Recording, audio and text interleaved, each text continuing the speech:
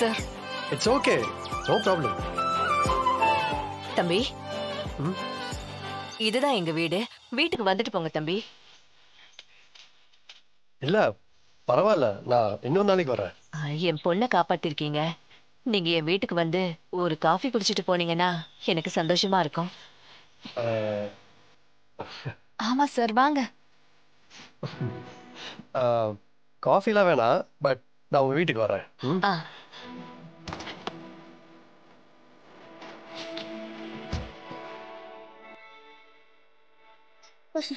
வாங்க தம்பி, உட்காருங்க.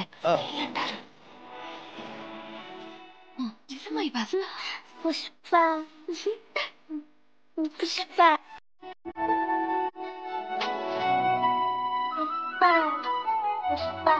புஷ்பா.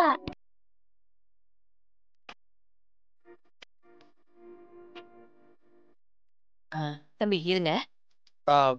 ஏங்க அம்மா ஒரு நிமிஷம். காஃபி எதுவும் வேண்டாங்கம்மா. நான் ஏதாவது சாப்பிட்டு தான் போகணும்னா எனக்கு ஒரு கிளாஸ் தண்ணி கொடுங்க போதும். சரி இருங்க தம்பி, வந்துடுறேன். புஷ்பா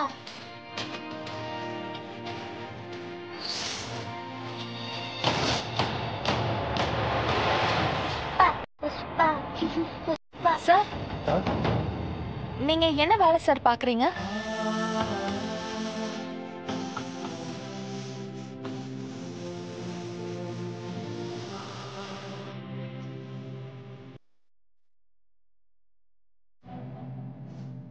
தம்பி இந்தாங்க.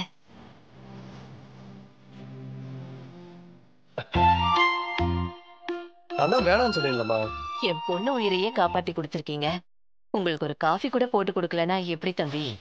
புஷ்பா சரி, சும்மா இரு. தம்பி உங்க பேர் என்ன?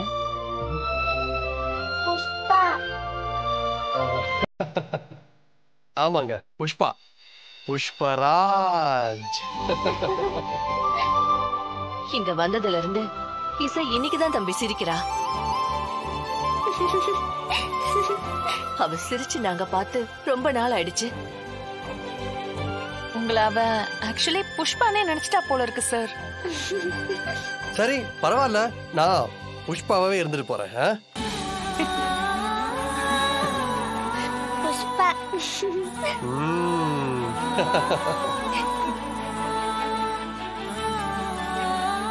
சரிங்கம்மா, நான் கிளம்புறேன்.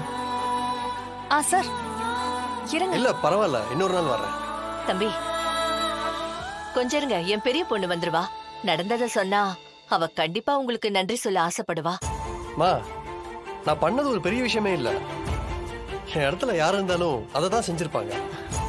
எங்களை பொறுத்த வரைக்கும் அது பெரிய விஷயம்தான். நான் இந்த பக்கம் அடிக்கடி வருவேம்மா. இன்னொரு நாள் நான் ரிலாக்ஸா வந்துட்டு போறேன். இப்போ கொஞ்சம் அர்ஜென்ட் ஒர்க் இருக்கு, நான் கிளம்புறேன். சரிங்க தம்பி.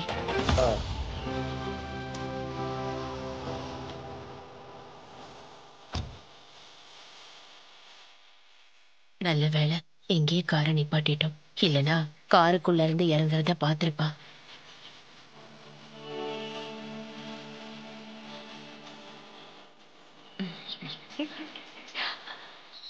நீங்க வந்துட்டு போயிட்டீங்களோன்னு நினைச்சேன்.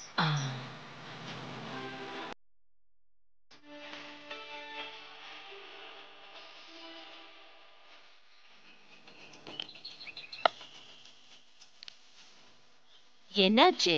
ஏன் அப்படி பாக்குற? நீங்க யாரு? நான் யாருன்னா என்னன்னு சொல்றது? நான் இட்லிக்காரம்மா. இட்லி விக்கிற அம்மா கையில இவ்ளோ காஸ்ட்லியான கோல்டு வளையல் எப்படி வந்துச்சு? ஐயோ, அவசரத்துல வளையல கழட்டி வைக்க மறந்துட்டேனா? அட, இது ஒன்னும் தங்கம் இல்லம்மா, கவரிங். பக்கத்து வீட்டு புள்ள கவரிங் கடையில வேலை பாக்குது. நான் வேணான்னு தான் சொன்னேன். ஆனா அது என் கையில இப்படி மாட்டி விட்டுட்டு போயிடுச்சு.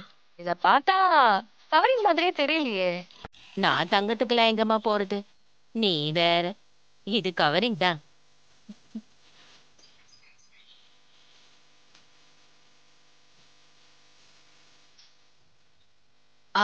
அது சரி, நீ நேத்து ஏதோ ஒரு ஹோட்டலுக்கு வேலைக்கு போறேன்னு சொன்னியே, அந்த வேலை உனக்கு கிடைச்சிருச்சா?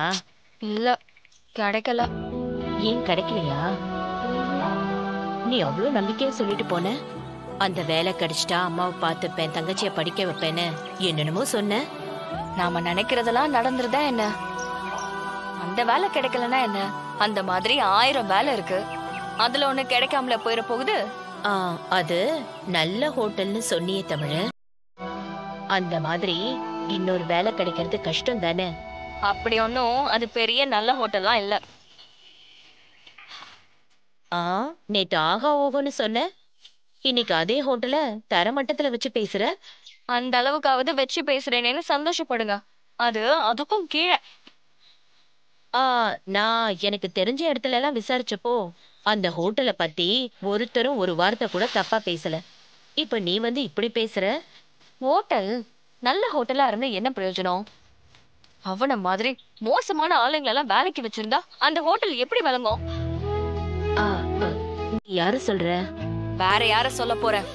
நான் வேலை பார்த்துட்டு இருந்த இடத்துல ஒருத்தன் வந்து பணத்திமிர காட்டி என் வேலை போறதுக்கே காரணமா இருந்தான்னு சொன்னல, அவன்தான். அவன் எங்க அங்க வந்தான்?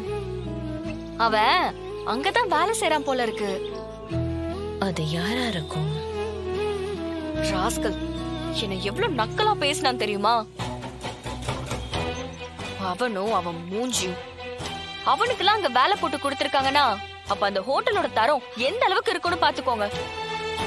யாரு அவன்? பேர் என்ன? அவன் அங்க என்ன வேலை செய்யறான்? அதெல்லாம் எனக்கு தெரியாது. ஆனா அவன் அங்க வேலை செய்யறான்னு மட்டும் எனக்கு தெரியும்.